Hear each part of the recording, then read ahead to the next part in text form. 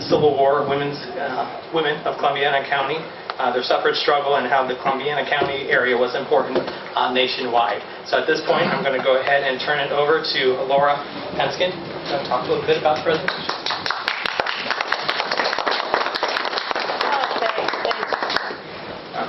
Thanks for... Is this on? It doesn't appear to be. Actually. Is it on? Yeah, now it is. Okay, thanks so much. Well,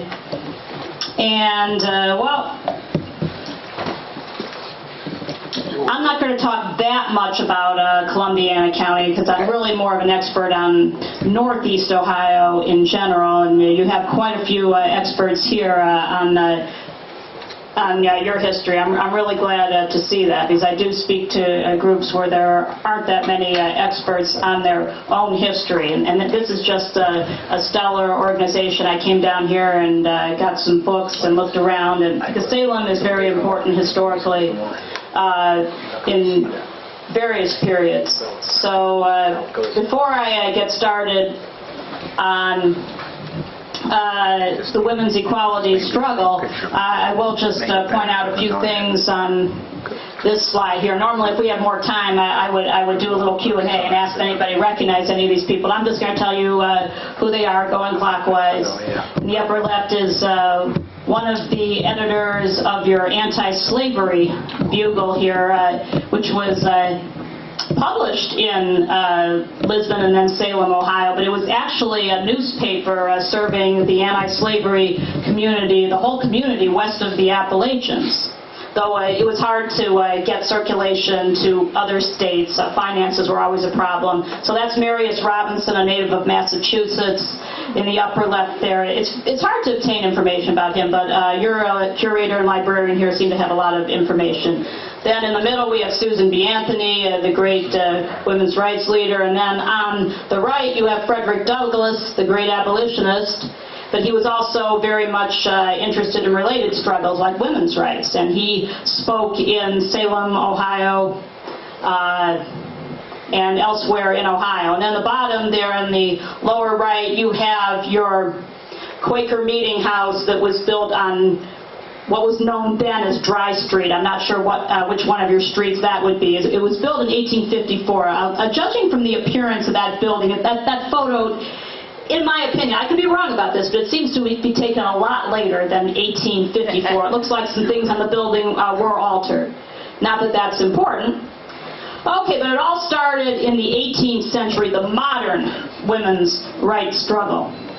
Now, I know that a lot of people here have heard of Mary Wollstonecraft Shelley. That'll be one of the first questions I ask. Does anyone know who Mary Wollstonecraft Shelley is, better known as Mary Shelley? Would anyone like to say who that person was? Frankenstein. Yes. Okay, well, a lot of people don't know that her mother was also the mother of the modern women's rights movement. I mean, it's not that women before the 1790s were not into more rights, but they just didn't articulate it the modern way. I mean, what she spelled out in the 1790s, very little of that has changed. Those are the primary things that women have wanted since then and still desire to have today: education, jobs, and legal rights, and the right to vote. And this comes out of the Enlightenment thinking. These ideas did not come out in a vacuum. She was living in a part of London called Newington Green, where you had a number of ideas percolating, like throwing out the monarch and the king, having representative government, having more scientific thinking. So it all goes together. If I had more time, I tell you, I go into a lot more detail. But what I can do is anybody who leaves me their email, or you just take my email on my bookmark there and send me an email, and I will send you this PowerPoint attached to email. So you can look at some things we did not get to. Okay, there is an institution of English common law going back to the Middle Ages called coverture. Yeah, that would be nice if we did kill a couple lights here. Here you see a creature of the 19th century who had her rights, a Victorian spinster.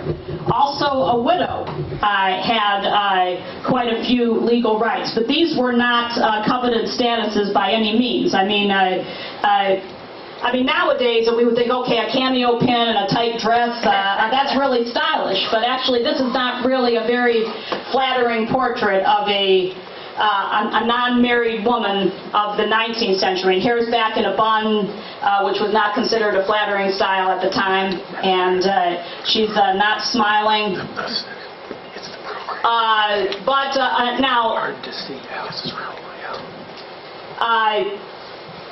Once a woman got married, what was called coverture or civil death took place, where the married couple, in the eyes of the law, were considered one entity, not two. And the man controlled everything and made all decisions.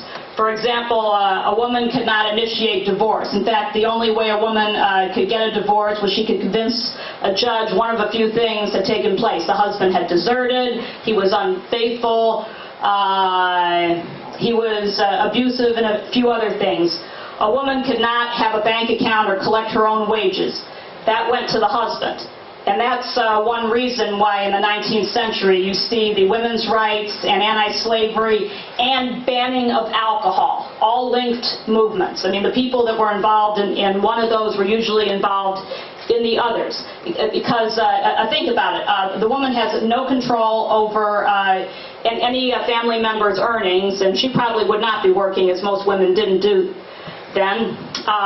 Husband gets his check or his pay on payday, drinks the whole check, and then the wife and kids are very stuck. And alcoholism was an extremely large problem in Northeast Ohio because we had very cheap whiskey. Let's see. You can read it free. I'm not 100% sure if that was obtained at the Ohio History Connection. I think that was a different article. But you very easily can get a PDF from Ohio Link online. Anybody can read it. And I did want to tell you about some of the more active women in the Western Anti-Slavery Society here in Columbiana County. Let me get to that. Okay, and probably some of you might know more about these people since I have not been studying that long. Josephine Griffin was very well known for promoting women's rights as well as fighting against slavery. J. Elizabeth Hitchcock Jones was a lecturer. Parker Pillsbury was I wasn't going to talk too much about him. He was, but I did mention him. He was not an Ohioan. He was very active in the Western Anti-Slavery Society, though, from back east. He worked with Elizabeth Cady Stanton, who also did most of her activities not in Ohio. Then there were two married doctors, Kersey Thomas and his wife, whose name I don't have, also a doctor, and they promoted women medical students.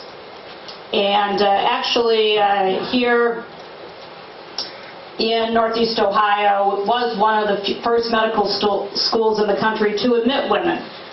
Some schools in New York did admit them prior to that in the late 1840s, but in the early 1850s, the Western Reserve College was in Hudson, Ohio, and the medical school was in downtown Cleveland, and women were admitted. As a matter of fact, I could send you an extra slide on that if you request so in the email on early women doctors in the country. And there was quite a division in medicine then. I mean, there were some all-women medical schools, and which were better than ones that admitted both genders. Medicine was just coming into its own. You know, if the Civil War had been fought 7 years later, that could have prevented the death of 500,000 people, because that's how fast medicine was advancing. And if you didn't go to a medical school, if you went to a medical school that was still into bloodletting and the medicine of ancient Greece, you just really weren't going to be able to do that much as a doctor. And okay, I jumped around a little bit. I already talked about what was happening in Cleveland as far as the National Women's Rights Convention. Akron, I didn't talk so much about, and I'm going to tell you a little bit about the woman in the upper left there from Southern Ohio. That was Frances Dana Barker Gage. Trying to put my flashlight here. I had a flashlight, but I don't see it. Sure. No, that's okay. Flashlight? No, I don't really need one. I got to get it out. All right, so you see her in the upper left there. Because we're kind of close to Akron here. At the Women's Rights Convention in 1851 in Akron, there's a plaque on a building in downtown Akron, a public building, that says, this is where Sojourner Truth gave her famous "I am a woman" speech. That used to be the Unitarian Church, where that government building is there. The problem is that there is no historical evidence that Sojourner Truth ever gave that speech at this convention, or if she even gave that speech at all. Frances Dana Barker Gage, that we saw in the previous slide, she was a novelist, a writer, very strong crusader against alcohol. And she wrote those words that are so well known in red here for Sojourner Truth's "I am a woman" speech, and that became part of the pamphlet that Sojourner Truth sold at her talks in order to make a living. Because she couldn't read or write herself, and she was very appreciative of Frances Dana Barker Gage writing that for her. She had no problem with it, but the Anti-Slavery Bugle was on hand at that conference in Akron in 1851, and all they noted in there was that Sojourner Truth talked about women in the Bible.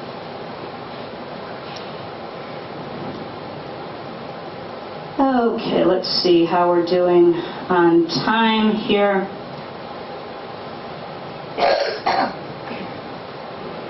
Because I did want to talk about some later things that happened in Ohio here.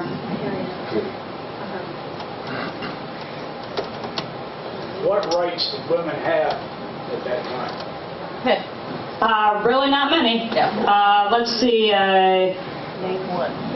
Yeah. Really not many at all, because that was considered the domain of men. In Victorian times, women, it was thought, should be protected from the rough and tumble society, and they should be a source of solace for their husband, who's had a hard day at work and comes home and wants to forget the worldly things, and the woman was in touch with man's higher nature and that sort of thing. So, I mean, nothing, every cloud has a silver lining, I guess you could say. Okay, in 1846, Ohio was an early state to allow married women to own property separate from their husbands. But they still couldn't dispose of that property without their husband's consent. By 1857, married Ohio women whose husbands deserted them could contract for work and collect their own earnings. There's the answer to your question. Part of it. And then in 1861, women that had been married in Ohio but whose husbands had deserted them, they could make a contract, various contracts, including for work and any other contract that you might want to enter in, or several types of contracts anyways. So let's see here. Well, Massillon was always very important in Ohio too. There were some of the conferences to establish a anti-slavery group in Ohio. Some of those occurred in Massillon, and the struggle for women to serve on school boards and vote in school board elections, which was the first type of voting in most of the time. That was the first type of voting that women were allowed to engage in. That centered in Massillon. And also the women's movement was headquartered in Warren, Ohio for many years. That was kind of a slow period of the women's movement being headquartered there. If I'm not entirely mistaken, it was like from 1890 to 1900 with Harriet Taylor Upton. That was right after, because Susan B. Anthony and some of the later leaders were getting very up in years, and they hadn't established a new vibrant leadership that were going to take women into the next century, like Carrie Chapman Catt and people like that. But at least the movement had been, the women's rights movement had been unified, because after the Civil War, when black men got the right to vote, Susan B. Anthony and Elizabeth Cady Stanton did not want to support that. Because they said it was unfair, because some of these men had no education, and also they came out against voting rights for men who had just immigrated from other countries to the United States and did not know much English. They said, look, all our women here, we are very highly educated, and if we can't vote, we're not going to support these other people either. And that kind of upset Frederick Douglass, who had always been behind women's rights. And then Lucy Stone, the first female graduate of Oberlin College, the first post-1837 graduate, when women were allowed to actually have the college-level program. She started her own national women's rights organization in Cleveland in 1869, which decided it was going to work with the voting rights of newly enfranchised slaves. She believed that everybody should work together, which may have been the way to go. And Who was that again? Lucy Stone. Oh. Yeah, but then the two organizations reunited around 1890. That's because Upton had a lot of friends, and they were called McKinleys. Yes. At the time, for president, he was governor of Ohio, and that's where they got a lot of their power from. Yes, all these things that happened in Massillon that I was talking about, and I could send you slides on that. That happened under Governor McKinley. Governor McKinley and Governor Harding were very important for women's rights. I was going to talk about the coming of the Republican Party. That kind of killed the Western Anti-Slavery Society and the Garrisonian sentiment, because William Lloyd Garrison himself defected over to the Republican Party, because it seemed like a viable solution to some of the problems that were going on at the time. Except some of the diehard Garrisonians did not support their own leader. And there were a few reasons for that. One, because the Republican Party was very corrupt. Two, fighting slavery was not its primary concern. Its primary concern was free labor and ability of the small business person, such as the small farmer, to compete. And slavery was futile. That represented a bygone economic system that went against modern principles of free labor and that sort of thing. So, and then there was a third reason, was that the Republicans were in no hurry to end slavery. And some of the Garrisonians and some of the people in the pre-Civil War anti-slavery political party, they called for immediate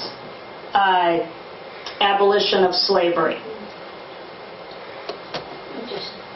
And here I show some of the colleges in Ohio that admitted women early on. I mean, you had Western Reserve College when it was still in Hudson and admitted women, and then it came to Cleveland in the 1880s, and at that point, a quarter of the students were women, and that kind of upset some of the men, and that happened at colleges around the country too, such as Wesleyan in Connecticut and University of Chicago.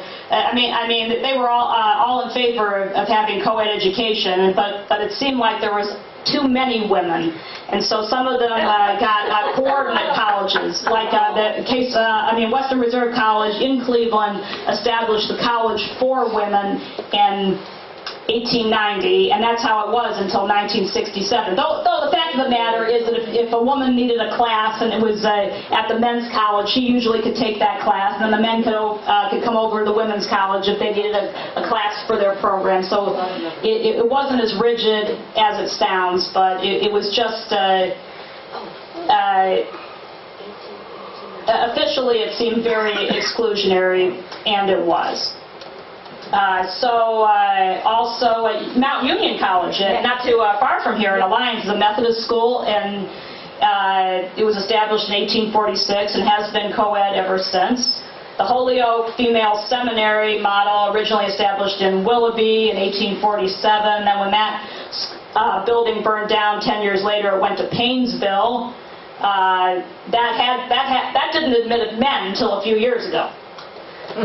And it's mainly known for the equestrian program these days, but it was a seminary school when it started out. And then, of course, Antioch College in Yellow Springs, Horace Mann's School. He actually did a few things to make sure members of the faculty were female. A lot of your state colleges, including Ohio State, was a fairly early one to allow women to attend. Of course, Oberlin College.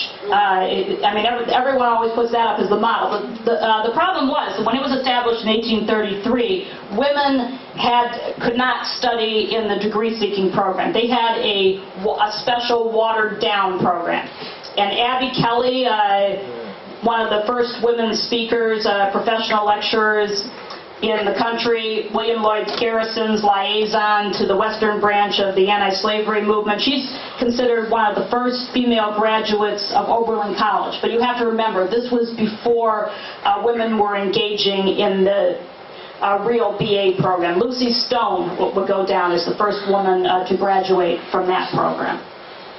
So thank you very much for having me here, and yeah, very good audience, and we'll exchange information for anybody who's interested, so you can get a copy of this for yourself. And I don't use any notes when I speak, there's some things in the presentation that I haven't talked about in several months, so I'm not that well versed in it either anymore. But when you if you get my transcript, then you'll just be able to see everything for yourself. So thank you very much.